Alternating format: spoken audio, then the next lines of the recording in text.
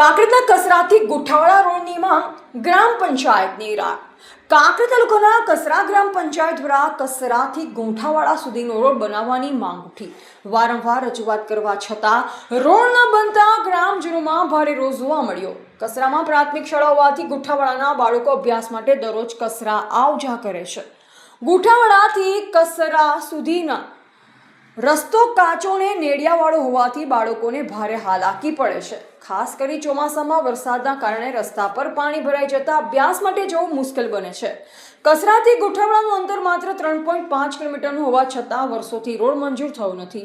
કસરા ગ્રામ panchayat letter pad ઉપરથી સત્તાવાળાઓને ગ્રાન્ટમાંથી road મંજૂર કરવા નમ્ર વિનંતી કરી. ગ્રામજનોએ કહ્યું કે રોડ નહીં બને તો બાળકોનું ભવિષ્ય જોખમમાં મુકાશે. સ્થાનિકોએ તાત્કાલિક સર્વે કરી રોડ બનાવવાની માંગ કરી. હવે તંત્ર ક્યારે ગ્રામજનોની આ વ્યથા સાંભળે છે તે સવાલ સૌ કોઈને સતાવી રહ્યો છે. રિપોર્ટર રામજીભાઈ રાયગોર, બનાસકાંઠા.